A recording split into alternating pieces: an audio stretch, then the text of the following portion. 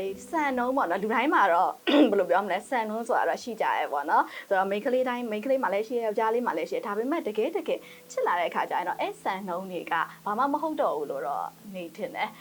ဆိုတော့ဒီဆန်နှုံးထားပါတော့ကိုကရုပ်ချောမှကြိုက်မယ်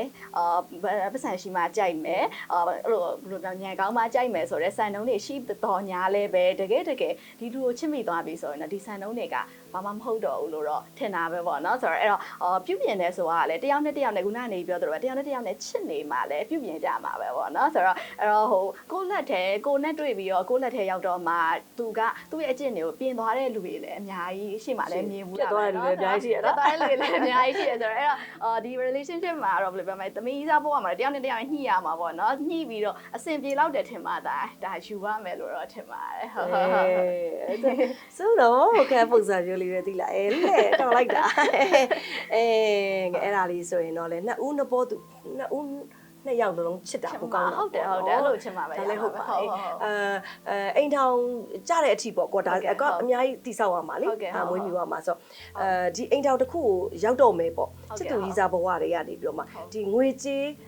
ပေါ့နော်ပြည့်စုံမှုဆိုတာလေအဲ့ချစ်သူဘဝတွေကနေစပြီးအိမ်အောင်သွားတဲ့အထိကိုတကွဟိုမျက်စိတစုံပေါ့နော်တွေးထားရတာလေဆိုတော့အဲ့ဒါရောစိုက်မလားငွေကြေးအားကြတော့ဘယ်လိုပြောမလဲဟိုမဆိုင်ဘူးလို့လည်းပြောလို့မရဘူးပေါ့နော်ဆိုတော့အဲ့တော့ဟိုတပိုင်းတစ်စအနေနဲ့တော့ဆိုင်တယ်လို့ထင်ပါတယ်ဆိုတော့ဘယ်လိုပြောမလဲတခုငွေကြေးတခုရှိမှသာလဲဒီအိမ်တော်ကြီးကသေချာဘယ်လိုပြောမလဲစင်ပီပီနဲ့တတရသွားနိုင်မယ်ပေါ့နော်ဆိုတော့ဒါပေမဲ့လည်းနှစ်ယောက်ကတကယ်ချစ်နေပြီဆိုတော့တူတူစူးစမ်းကြမယ်ပေါ့သမီးတွေးဆိုရင်တော့ပေါ့နော်ဆိုတော့တူတူစူးစမ်းကြမယ်တူတူရှေ့ဆက်သွားမယ်အဲ့လိုမျိုးလေးကိုတော့ပို့ပြီးတော့သဘောကျရဲပေါ့နော်ဆိုတော့အဲ့တော့ဟိုဘယ်လိုပြောမလဲငွေကြေးရှိမှယူမယ်လက်ထပ်မယ်ဆိုတဲ့ဟာမျိုးထက်ဆိုင်ရင်တော့တူတူလေးစူးစမ်းသွားမယ်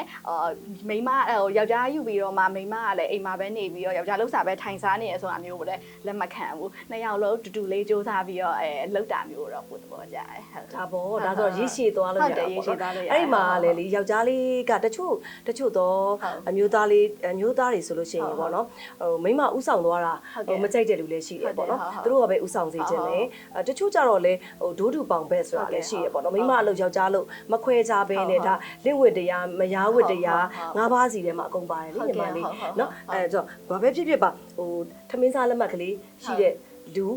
လက်မှတ်မရှိရင်လေကွာ तू ကဒီညီမလေးကိုချစ်နေပြီဆိုလို့ရှိရင်လည်းဘာပဲဖြစ်ဘာပဲလုပ်ပေးရဘလို့ပဲလှုပ်ကြွေးရဆိုတဲ့စိတ်ဓာတ်ကအောင်ဟုတ်တယ်အဓိကမကြောက်ဘူးလားကြာပေါ့ဟုတ်တယ်လေဟုတ်တယ်နောက်ဆုံးကွာဟိုဘာပဲဖြစ်နေပါစေစင်းရဲနေတယ်ကိစ္စမရှိဘူးငါကုံသွားထိုင်းပြီးတော့ငါလှုပ်ကြွေးမယ်ဟာတကယ်လဲသွားထိုင်းပြီးတော့လှုပ်ကြွေးဟာဘာလှုပ်ပေးလိုက်မယ်ညာလို့အောက်ခြေကအစပေါ့နော်အဲ့လိုမျိုးလေးစိတ်ဓာတ်နဲ့သွားနေတဲ့ယောက်ျားလေးတွေလည်းရှိတယ်မလားရှိရပေါ့